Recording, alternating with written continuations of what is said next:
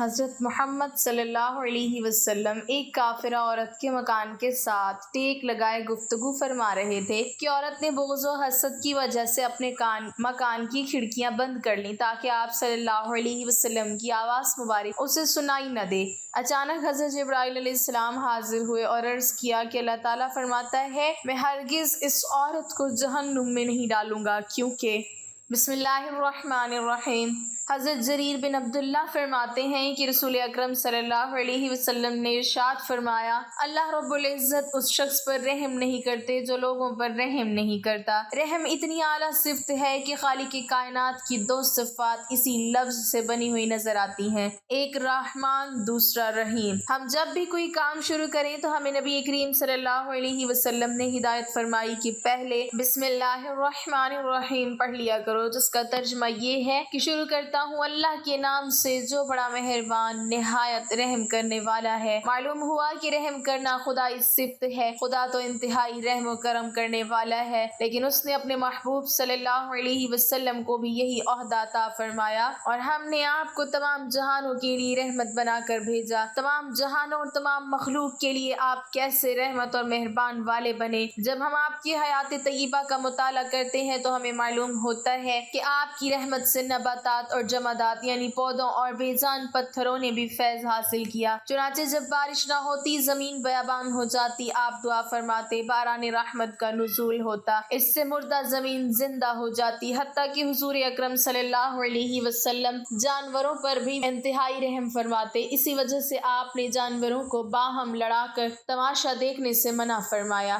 زمانہ جاہلیت میں شکاری جانوروں کو باندھ کر انہیں نشانہ بناتے اور تیر اندازی کی مشق کرتے، آپ نے سنگ دلی سے منع فرمایا۔ ایک دفعہ ایک صحابی حاضر ہوئے، ان کے ہاتھ میں چادر کے اندر لپٹے ہوئے کسی پرندے کے بچے تھے۔ آپ نے فرمایا جاؤ ان بچوں کو ان کے گھونسلوں میں رکھاؤ۔ حضور اکرم صلی اللہ علیہ وسلم کافروں کے لیے بھی خیر سگالی کے جذبات رکھتے تھے۔ آپ ان کی حالت کو دیکھ کر کرتے تھے کہ یہ لوگ کفر و شرک سے باز نہیں آتے، کاش یہ کسی طرح صراط مستقیم پر چل پڑیں۔ حتیٰ کہ کافروں کی طرف سے بدسلوکی اور اذیت ناک تکالیف کے پہنچنے کے باوجود بھی آپ نے ان کے حق میں بد دعا نہ فرمائی۔ حضور صلی اللہ علیہ وسلم کو رحم کی حقیقت اور فضیلت معلوم تھی، جبھی آپ کی پوری حیات طیبہ رحم و کرم کی بلند و پایا مثالوں سے لبریز ہے، اور رحم کی وہ فضیلت آپ نے امت تک پہنچائی اور ارشاد فرمایا یعنی جو شخص لوگوں پر رحم نہیں کرتا اللہ اس پر رحم نہیں کرتا۔ رسول اللہ صلی اللہ علیہ وسلم فرماتے ہیں کہ اللہ عز و جل قیامت کے دن ضرور فرمائیں گے اے بنی آدم میں بیمار ہوا تو نے میری عیادت نہ کی۔ بندہ عرض کرے گا میں تیری عیادت کس طرح کرتا، تو خود سارے جہان کا پروردگار ہے۔ خدا فرمائے گا کیا تجھے نہیں معلوم میرا فلاں بندہ بیمار ہوا اور تو نے اس کی عیادت نہ کی، اگر تو اس کی عیادت کرتا تو مجھے اس کے قریب پاتا۔ پھر ارشاد باری تعالیٰ ہوگا اے ابن آدم میں نے تجھ سے کھانا مانگا تو نے نہیں کھلایا۔ بندہ عرض کرے گا اے رب العالمین تمام جہانوں کو پالنے والے میں تجھے کس طرح کھلاتا۔ خدا فرمائے گا میرے فلاں بندے نے تجھ سے کھانا مانگا تو نے اسے نہیں کھلایا، اگر تو اسے کھلاتا تو مجھے اس کے پاس پاتا۔ پھر ارشاد باری تعالیٰ ہوگا اے ابن آدم میں نے تجھ سے پانی مانگا تو نے نہیں پلایا۔ بندہ عرض کرے گا اے پروردگار میں تجھے کس طرح پانی پلاتا، تو رب العالمین ہے۔ خدا فرمائے گا میرے فلاں بندے نے تجھ سے پانی مانگا مگر تو نے نہیں پلایا، اگر پلاتا تو میرے پاس موجود ہوتا۔ بچوں پر شفقت بھی رحم کے جذبات کی ترجمانی کرتا ہے، جیسا کہ حضرت عائشہ فرماتی ہیں کہ ایک مرتبہ ایک دیہاتی حضور صلی اللہ علیہ وسلم کی خدمت میں حاضر ہوا، آپ بچوں کو پیار فرما رہے تھے۔ اس دیہاتی نے عرض کیا کہ آپ بچوں کو پیار بھی کرتے ہیں، ہم تو نہیں کرتے۔ حضور صلی اللہ علیہ وسلم نے فرمایا یعنی کیا میں اس پر قادر ہوں کہ تیرے دل سے خدا نے جو رحم نکال لیا ہے وہ پھر رکھ دوں۔ حضرت نعمان بن بشیر سے ایک روایت بخاری اور مسلم میں موجود ہے جس سے یہ اندازہ ہوتا ہے کہ رحم کا تعلق ایسا ہے کہ پوری امت مسلمہ یک جان و یک قالب نظر آتی ہے۔ فرمایا کہ حضور صلی اللہ علیہ وسلم نے ارشاد فرمایا تو مومنوں کو آپس میں رحم کرنے، محبت رکھنے اور مہربانی کرنے میں ایسا پائے گا جیسا کہ ایک بدن ہو، جب بدن کا کوئی عضو دکھتا ہے تو سارے بدن کے اعضاء اس دکھ میں شریک ہوتے ہیں، اور سارا جسم بیداری اور بخار سے سارے جسم کا شریک ہوتا ہے۔ ارشاد نبوی ہے یعنی جو شخص چھوٹوں پر رحم اور بڑوں کی تعظیم نہیں کرتا وہ ہم میں سے نہیں۔ حضور صلی اللہ علیہ وسلم نے رحم کرنے کی جو فضیلتیں بیان فرمائی ہیں ان میں سے ایک اہم فضیلت کسی یتیم بچے پر رحم کرنے کے بارے میں بیان فرمائی۔ آپ ارشاد فرماتے ہیں جو شخص خدا کی خوشی حاصل کرنے کی خاطر کسی یتیم بچے کے سر پر ہاتھ پھیرے تو یتیم بچے کے سر کے ہر بال کے عوض اس پر اس کا ہاتھ پھیرے نیکیاں لکھی جاتی ہیں۔ اور سب سے بڑی فضیلت اور قیمتی بات تو یہ ہے کہ حضور صلی اللہ علیہ وسلم نے ارشاد فرمایا تم ان لوگوں پر رحم کرو جو زمین میں ہیں، تم پر وہ رحم کرے گا جو آسمان میں ہے۔ اسی حدیث کا مفہوم مولانا حالی نے بڑے خوبصورت انداز میں بیان فرمایا، خدا رحم کرتا نہیں اس بشر پر نہ ہو درد کی چوٹ جس کے جگر پر، کرو مہربانی تم اہل زمین پر، خدا مہربان ہوگا عرش بری پر۔ نبی کریم صلی اللہ علیہ وسلم جب کفار کو کفر و شرک میں دیکھتے اور یہ خیال فرمایا کرتے کہ یہ لوگ کس انجام بد کا شکار ہونے والے ہیں، یہ لوگ کیوں کر اپنے ہاتھوں اپنے لیے ہلاکت کا کنواں کھود رہے ہیں، تب حضور صلی اللہ علیہ وسلم کے دل رحم پرور کو نہایت صدمہ ہوتا تھا۔ بسا اوقات یہ کیفیت اس قدر بڑھ جاتی کہ اللہ تعالیٰ کو حضور صلی اللہ علیہ وسلم کی تسلی و تسکین کے لیے اپنا کلام و پیغام بھیجنا پڑتا۔ چنانچہ سورہ یاسین میں ہے فَلَا يَحْزُنْكَ قَوْلُهُمْ إِنَّا نَعْلَمُ مَا يُسِرُّونَ وَمَا يُعْلِنُونَ، یعنی ان لوگوں کی باتیں آپ کے لیے تکلیف کا باعث نہ ہونی چاہیے، بے شک ہم سب کچھ جانتے ہیں، جو کچھ یہ دل میں رکھتے ہیں اور جو کچھ ظاہر کرتے ہیں۔ نیز سورہ آل عمران میں ہے وَلَا يَحْزُنْكَ الَّذِينَ يُسَارِعُونَ فِي الْكُفْرِ، یعنی کفر میں بڑھ بڑھ کر حصہ لینے والوں کی حالت سے آپ غمگین نہ ہوں۔ اسی طرح سورہ یونس میں ہے وَلَا يَحْزُنْكَ قَوْلُهُمْ، یعنی اور آپ کو ان کی باتیں غم میں نہ ڈالیں۔ حدیث شریف میں آیا ہے کہ حضرت ام المومنین عائشہ صدیقہ رضی اللہ تعالی عنہا سے لوگوں نے پوچھا تھا کہ رسول اکرم صلی اللہ علیہ وسلم کا خلق کیا تھا جس کی حق تعالی نے قرآن شریف میں تعریف کی ہے۔ حضرت صدیقہ رضی اللہ تعالی عنہا نے فرمایا کہ آپ کا خلق قرآن تھا، یعنی جس چیز کو حق تعالی نے اچھا فرمایا ہے وہی آپ کی طبیعت چاہتی تھی، اور جس چیز کو حق تعالی نے قرآن شریف میں برائی سے یاد کیا ہے اس سے آپ کی طبیعت کو نفرت تھی۔ اور بعض علماء نے کہا کہ حضرت صلی اللہ علیہ وسلم کا خلق عظیم وہ ہے جو حق تعالی نے اس آیت میں تعلیم فرمایا ہے کہ یعنی لازم پکڑ معاف کرنے کو اور حکم کرنے کام کا اور کنارہ کر جاہلوں سے، اور حقیقت میں اللہ کی طرف لوگوں کو بلانے میں اور دین حق کی تائید کرنے میں اس سے سخت تر کوئی چیز نہیں ہے۔ اور حدیث شریف میں وارد ہے یعنی میں اس واسطے مبعوث ہوا ہوں کہ اگلے تمام پیغمبروں کی بزرگی اور اچھائیوں کو تمام اور پورا کروں۔ صحیح روایت میں حضرت ابو ہریرہ رضی اللہ تعالی عنہ سے منقول ہے کہ ایک دن حضور صلی اللہ علیہ وسلم ہمارے ساتھ بیٹھے ہوئے کچھ باتیں کر رہے تھے، پھر وہاں سے اٹھ کر گھر کو تشریف لے چلے۔ میں بھی آپ صلی اللہ علیہ وسلم کے ساتھ ہو لیا۔ راستے میں ایک بدو گوار جنگل کا رہنے والا ملا اور اس نے آپ کی چادر آپ کے سر سے زور سے کھینچی یہاں تک کہ آپ کی گردن مبارک سرخ ہو گئی، اور قریب تھا کہ آپ صلی اللہ علیہ وسلم کا سر مبارک دیوار سے جا لگے۔ حضرت صلی اللہ علیہ وسلم نے اس گوار کی طرف متوجہ ہو کر فرمایا کہ تیرا مطلب کیا ہے، تو کہہ۔ اس نے کہا کہ یہ دونوں میرے اونٹ غلہ سے بھر دے، اس واسطے کہ جو تیرے پاس مال ہے وہ مال خدا کا ہے، کچھ تیرا اور تیرے باپ کا نہیں۔ آپ صلی اللہ علیہ وسلم نے فرمایا کہ تو سچ کہتا ہے، یہ مال حق تعالیٰ کا ہے، میرا اور میرے باپ کا نہیں، لیکن یہ جو تو نے میری چادر زور سے کھینچی اور مجھ کو رنج پہنچایا یہ تو میرا حق ہے، اس کا عوض تو میں تجھ سے لوں گا۔ اس نے کہا کہ میں ہرگز اس کا عوض نہیں دوں گا۔ آپ یہ کلمہ فرماتے تھے اور نہایت خوشی سے مسکراتے جاتے تھے اور وہ بھی جواب دیتا جاتا تھا۔ جب اسی گفتگو میں تھوڑی دیر گزری تب حضرت صلی اللہ علیہ وسلم نے ایک شخص کو بلا کر فرمایا کہ اس کے ایک اونٹ پر کھجور اور دوسرے اونٹ پر جو بھر کر اس کے حوالے کرو۔ طبرانی اور حاکم اور ابن حبان اور بیکہی اور دوسرے قابل اعتبار محدثین نے ایک یہود کے عالم کی زبانی روایت کی ہے جس کا نام زید بن سانہ تھا کہ وہ کہتا تھا کہ میں نے اگلی کتابوں میں رسول آخر الزمان صلی اللہ علیہ وسلم کی تعریف دیکھی تھی، اور وہ سب اوصاف حضرت صلی اللہ علیہ وسلم میں پائے جاتے ہیں،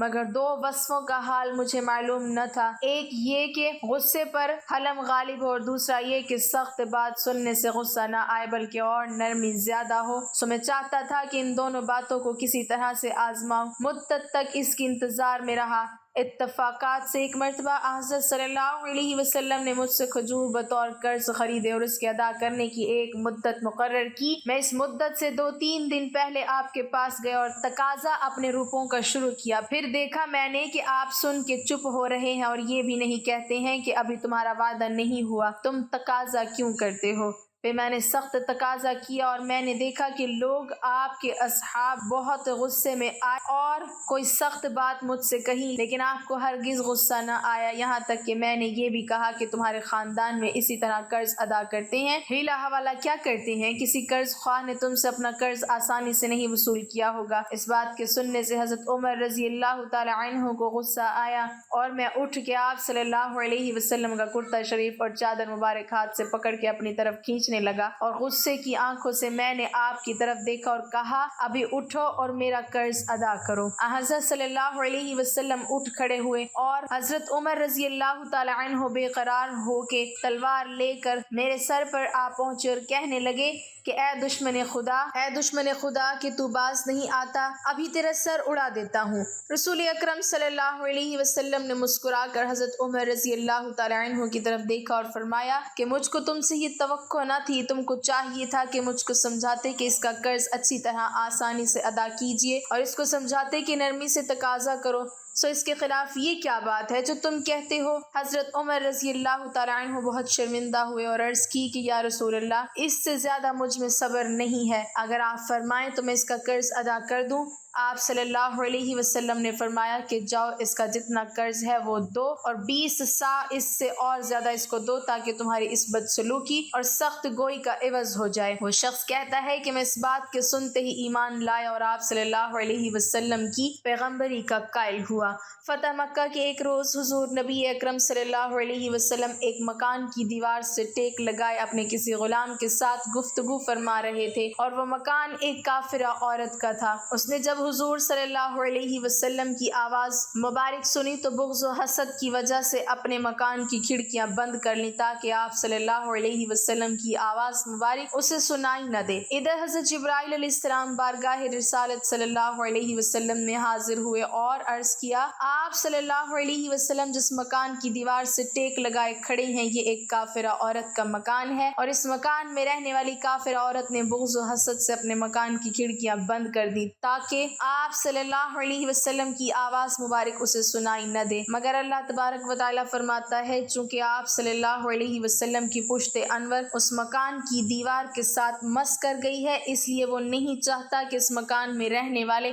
دوزخ میں جائیں۔ اے محبوب صلی اللہ علیہ وسلم، اس کافرہ عورت نے اپنے مکان کی کھڑکیوں کو بند کیا اور ہم نے اس کے دل کی کھڑکیوں کو کھول دیا ہے۔ حضرت جبرائیل علیہ السلام کا یہ کہنا تھا کہ اس عورت کے اندر بیٹھے بیٹھے دل کی دنیا بدل گئی اور وہ بے قرار ہو کر باہر نکلی اور حضور نبی اکرم صلی اللہ علیہ وسلم کے قدموں پر گر گئی اور مسلمان ہو گئی۔ ایک غریب دیہاتی بارگاہ رسالت آپ صلی اللہ علیہ وسلم میں انگوروں سے بھری ایک رکابی کا تحفہ پیش کرنے کے لیے حاضر ہوا۔ آپ صلی اللہ علیہ وسلم نے رکابی لی اور انگور کھانے شروع کیے۔ پہلا دانہ تناول فرمایا اور مسکرائے، اس کے بعد دوسرا دانہ کھایا اور پھر مسکرائے، اور وہ بیچارہ غریب دیہاتی آپ صلی اللہ علیہ وسلم کو مسکراتا دیکھ دیکھ کر خوشی سے نہال ہو گیا۔ صحابہ کرام رضوان اللہ علیہم اجمعین سارے منتظر خلاف عادت کام جو ہو رہا ہے کہ ہدیہ آیا ہے اور انہیں حصہ نہیں مل رہا۔ آپ علیہ الصلوۃ والسلام انگوروں کا ایک ایک دانہ کر کے کھا رہے ہیں اور مسکراتے جا رہے ہیں۔ میرے ماں باپ آپ صلی اللہ علیہ وسلم پر قربان ہوں، آپ صلی اللہ علیہ وسلم نے انگوروں سے بھری پوری رکابی ختم کر دی اور آج صحابہ اکرام رضوان اللہ علیہم اجمعین سارے متعجب تھے۔ غریب دیہاتی کی تو عید ہو گئی تھی، خوشی سے دیوانہ خالی رکابی لیے واپس چلا گیا۔ صحابہ اکرام رضوان اللہ علیہم اجمعین نہ رہ سکے، ایک نے پوچھ ہی لیا یا رسول اللہ صلی اللہ علیہ وسلم، آج تو آپ صلی اللہ علیہ وسلم نے ہمیں شامل ہی نہیں کیا۔ حضور اکرم صلی اللہ علیہ وسلم مسکرائے اور فرمایا تم لوگوں نے دیکھی تھی اس غریب کی خوشی، میں نے جب انگور چکھے تو پتہ چلا کہ کھٹے ہیں، مجھے لگا کہ اگر تمہارے ساتھ یہ تقسیم کرتا ہوں تو ہو سکتا ہے تم میں سے کسی سے کچھ ایسی بات کی علامت ظاہر ہو جائے جو اس غریب کی خوشی کو خراب کر کے رکھ دے۔ کسی نے دریافت کیا کہ اللہ تعالیٰ حضرت موسیٰ علیہ السلام کو کلام سے سرفراز فرمایا اور حضرت عیسیٰ علیہ السلام کو روح القدس سے پیدا کیا۔ دیا اور حضرت ابراہیم علیہ السلام کو خلیل اللہ بنایا اور حضرت آدم علیہ السلام کو صفی پیدا کیا، تو آپ صلی اللہ علیہ وسلم کو کون سی فضیلت عطا کی گئی؟ اسی وقت حضرت جبرائیل علیہ السلام نازل ہوئے اور عرض کیا کہ آپ صلی اللہ علیہ وسلم کا رب فرماتا ہے اگر میں نے ابراہیم علیہ السلام کو خلیل بنایا تو میں نے آپ صلی اللہ علیہ وسلم کو اپنا حبیب بنایا، اور اگر میں نے موسیٰ علیہ السلام سے زمین پر کلام کیا تو میں نے آپ صلی اللہ علیہ وسلم سے آسمان پر کلام کیا، اور اگر میں نے عیسیٰ علیہ السلام کو روح القدس پیدا کیا تو میں نے آپ صلی اللہ علیہ وسلم کے نام کو تمام مخلوق کے پیدا کرنے سے 2000 سال پہلے پیدا کیا، اور آپ صلی اللہ علیہ وسلم آسمان میں وہاں تک پہنچے کہ آپ صلی اللہ علیہ وسلم سے پہلے کوئی مخلوق وہاں تک نہ پہنچی اور نہ کوئی آپ صلی اللہ علیہ وسلم کے بعد پہنچے گی، اور اگر میں نے آدم علیہ السلام کو صفی کیا تو میں نے آپ صلی اللہ علیہ وسلم پر سلسلہ نبوت کو ختم کر دیا، اور کوئی مخلوق ساری کائنات کی آپ صلی اللہ علیہ وسلم سے زیادہ مکرم میں نے پیدا نہیں کی، اور آپ صلی اللہ علیہ وسلم کو حوض کوثر، شفاعت ناکہ، شمشیر، تاج، عصا، حج، عمرہ اور ماہ رمضان عطا فرمایا، اور تمام شفاعات آپ صلی اللہ علیہ وسلم کی ہی ہے، حتیٰ کہ روز قیامت میرے عرش کا سایہ آپ صلی اللہ علیہ وسلم پر دراز ہوگا، اور حمد کا تاج آپ صلی اللہ علیہ وسلم کے سر پر بندھا ہوگا، اور آپ صلی اللہ علیہ وسلم کا نام میں نے اپنے ساتھ ملایا، جس جگہ بھی میرا ذکر کیا جائے گا میرے ساتھ آپ صلی اللہ علیہ وسلم کا ذکر ضرور ہوگا، اور میں نے دنیا کو اور اس کے رہنے والوں کو اسی لیے پیدا کیا کہ میرے نزدیک جو آپ صلی اللہ علیہ وسلم کی قدر و منزلت ہے سب اس کو پہچانے، اور اگر آپ صلی اللہ علیہ وسلم نہ ہوتے تو میں دنیا کو پیدا نہ فرماتا۔ ایک دفعہ حضرت موسیٰ علیہ السلام نے کہا یا رب میں الواح میں لکھا پاتا ہوں کہ ایک بہترین امت ہوگی جو ہمیشہ اچھی باتوں کو سکھاتی رہے گی اور بری باتوں سے روکتی رہے گی، اے اللہ وہ میری امت ہو۔ تو اللہ تعالیٰ نے فرمایا کہ موسیٰ وہ تو محمد صلی اللہ علیہ وسلم کی امت ہوگی۔ پھر کہا یا رب عالم ارواح میں ایک ایسی امت کا پتہ چلتا ہے جو سب سے آخر میں پیدا ہوگی لیکن جنت میں سب سے پہلے داخل ہوگی، اے اللہ وہ میری امت۔ تو اللہ تعالیٰ نے فرمایا وہ تو محمد کی امت ہے۔ پھر کہا یا اللہ اس امت کا قرآن ان کے سینوں میں ہوگا، دل میں دیکھ کر پڑھتے ہوں گے، حالانکہ ان سے پہلے کے سبھی لوگ اپنی کتاب پر نظر ڈال کر پڑھتے ہیں، دل سے نہیں پڑھتے، حتیٰ کہ ان کی کتاب ہٹا لی جائے تو وہ پھر بھی اس کو کچھ یاد نہیں، نہ وہ کچھ پہچان سکتے ہیں۔ اللہ نے ان کو حفظ کی ایسی قوت دی کہ کسی امت کو نہیں دی گئی۔ یا رب وہ میری امت ہو۔ کہا اے موسیٰ وہ تو محمد صلی اللہ علیہ وسلم کی امت ہے۔ پھر کہا یا رب وہ امت تیری ہر کتاب پر ایمان لائے گی، وہ گمراہوں اور کافروں سے قتال کریں گے، حتیٰ کہ کانا دجال سے بھی لڑیں گے، الہی وہ میری امت ہو۔ اللہ تعالیٰ نے کہا یہ محمد صلی اللہ علیہ وسلم کی امت ہوگی۔ پھر موسیٰ علیہ السلام نے کہا یا رب الواح میں کسی امت کا ذکر ہے کہ وہ اپنے نذرانے اور صدقات خود کے لوگ ہی کھا لیں گے، حالانکہ اس امت سے پہلے تک کسی کی امت کا یہ حال نہ تھا کہ اگر وہ کوئی صدقہ نظر پیش کرتے اور قبول ہوتی تو اللہ تعالیٰ آگ کو بھیجتے اور آگ اسے کھا جاتی، اور اگر قبول نہ ہوتی اور رد ہو جاتی تو پھر وہ اس کو نہ کھاتے بلکہ درندے اور پرندے آ کر کھا جاتے، اور اللہ ان کا صدقہ ان کے امیروں سے لے کر ان کے غریبوں کو دے گا۔ یا رب وہ میری امت ہو۔ تو فرمایا یہ محمد صلی اللہ علیہ وسلم کی امت ہوگی۔ پھر کہا یا رب میں الواح میں پاتا ہوں کہ وہ اگر کوئی نیکی کا ارادہ کرے گی لیکن عمل میں نہ لا سکے گی پھر بھی ایک ثواب کی حقدار ہو جائے گی، اور اگر عمل میں لائے گی تو 10 حصے ثواب ملے گا بلکہ 700 حصے تک، اے اللہ وہ میری امت ہو۔ تو فرمایا وہ محمد صلی اللہ علیہ وسلم کی امت ہے۔ پھر کہا کہ الواح میں ہے کہ وہ دوسروں کی شفاعت بھی کریں گے اور ان کی شفاعت بھی دوسروں کی طرف سے ہوگی، اے اللہ وہ میری امت ہو۔ تو کہا یہ محمد صلی اللہ علیہ وسلم کی امت ہے۔ قتادہ رحمۃ اللہ علیہ کہتے ہیں کہ موسیٰ علیہ السلام نے پھر وہ الواح رکھ دی اور کہا کاش میں محمد صلی اللہ علیہ وسلم کا صحابی ہوتا۔ حضرت صلی اللہ علیہ وسلم کا دستور یوں تھا کہ جب آپ فجر کی نماز سے فراغت پاتے تھے تو اس وقت لونڈیاں اور غلام مدینے والوں کے برتن میں پانی لے کر آتے تھے کہ حضرت صلی اللہ علیہ وسلم اس پانی کو اپنے دست مبارک سے چھو لیں تاکہ وہ پانی متبرک ہو جائے اور اس کو اپنے کھانے اور پینے کی چیزوں میں ڈالیں، اور کبھی سردی کا موسم بھی ہوتا تھا اور برتن بہت سے ہوتے تھے، سب میں ہاتھ ڈالنے سے آپ کو تکلیف بھی ہوتی لیکن باوجود اس رنج اور تکلیف کے آپ کسی کی دل شکنی نہیں کرتے تھے اور سب برتنوں میں اپنا دست مبارک ڈالتے تھے۔ یہ حضور صلی اللہ علیہ وسلم کے عظیم اخلاق کی چند جھلکیاں ہیں جن پر ہمیں بھی عمل کر کے اپنی زندگی بسر کرنی چاہیے۔ اللہ تعالی ہمیں عمل کی توفیق عطا فرمائے، آمین۔ ناظرین کمنٹ باکس میں اللہ تعالیٰ کے 99 ناموں میں سے ایک نام ضرور ٹائپ کریں۔